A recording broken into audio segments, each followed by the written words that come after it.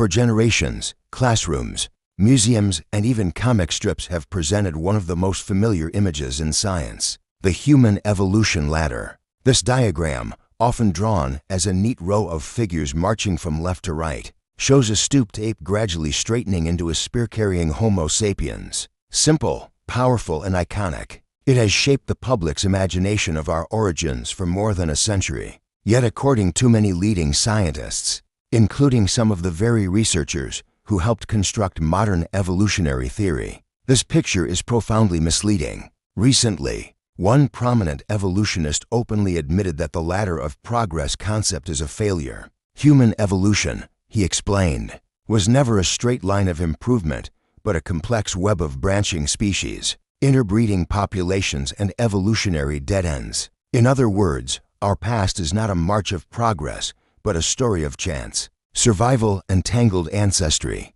This admission has sent ripples through scientific communication, forcing both scholars and educators to rethink how they explain humanity's deep past. So what exactly is so problematic about the traditional ladder diagram? And how are scientists and educators responding to this admission? Let's delve deeper. The birth of the evolution ladder. To understand why the ladder has been so influential, we must trace its origins. The metaphor can be traced back to the late 19th century, after Charles Darwin published On the Origin of Species in 1859.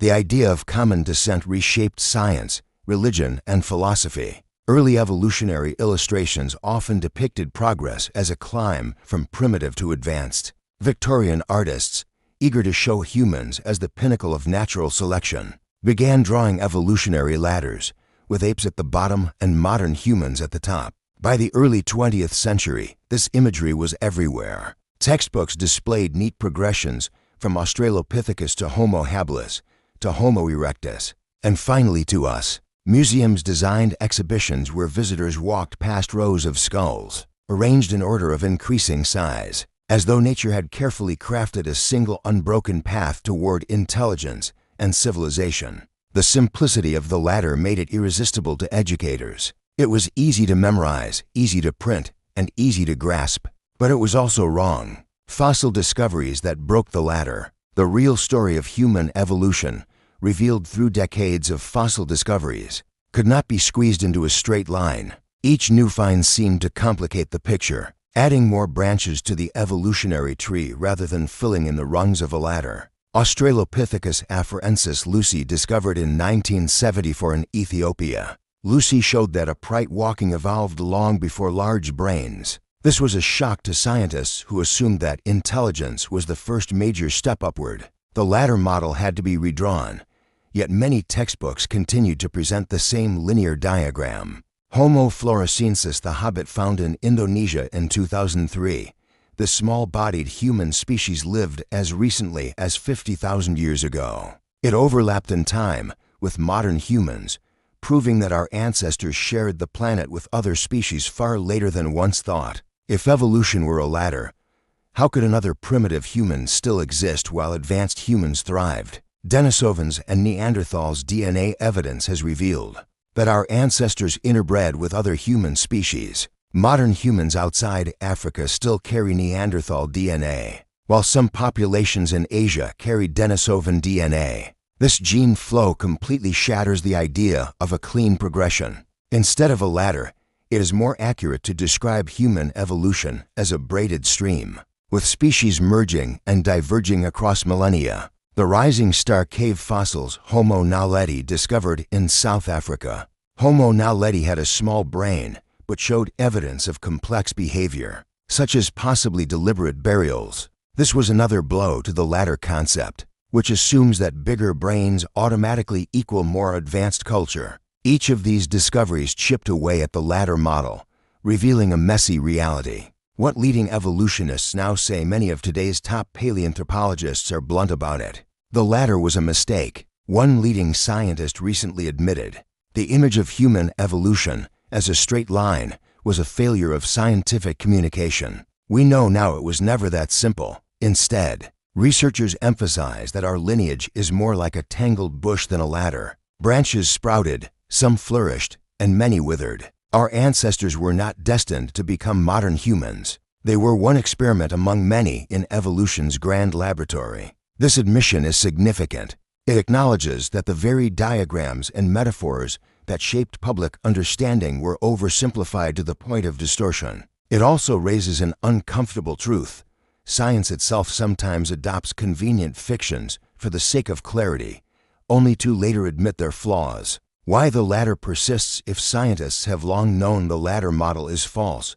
Why does it still appear in classrooms and pop culture? The answer lies in psychology and communication. Simplicity sells a straight line, is easy to understand. A tangled bush with dozens of species, overlapping timelines and interbreeding events is harder to teach. Cultural bias: humans like to see themselves as the pinnacle of progress. A ladder suggests advancement, superiority, and inevitability. A bush, by contrast, implies randomness and fragility, less flattering to our self-image. Iconic power: the ladder illustration is instantly recognizable. Even if wrong, it remains one of the most powerful scientific images of all time. The reality: evolution as contingency, not destiny. Abandoning the ladder does more than fix a diagram. It reshapes how we understand ourselves. If human evolution is a bush rather than a ladder, it means our existence was never guaranteed. Countless other species of humans, Neanderthals, Denisovans,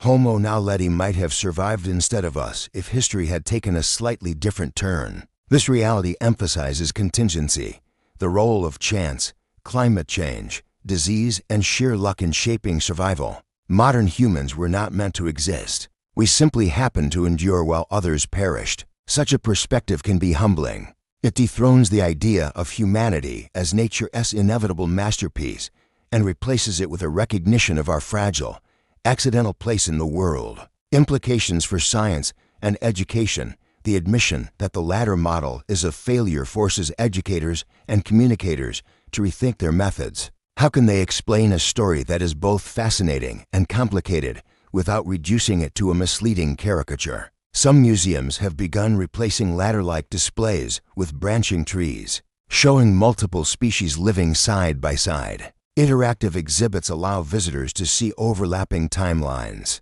migration routes, and genetic exchanges. Textbooks are slowly shifting as well, though many still cling to simplified progressions. The challenge is not just accuracy but engagement. A tangled bush might be scientifically correct, but it must also capture the imagination. Storytelling, digital models, and even virtual reality may offer ways to convey this complexity without losing clarity. Conclusion: the end of the ladder. The start of the web: the admission by a leading evolutionist that the human evolution ladder was a failure is not a defeat for science, it is a victory of truth over simplicity. Science advances by correcting itself, by discarding old metaphors when they no longer fit the evidence. Human evolution was never a neat march from ape to man. It was a chaotic web of species, interbreeding, extinctions, and survival against the odds. The fossils and DNA we uncover remind us that our story is one of chance, not destiny. And perhaps that is the most profound lesson.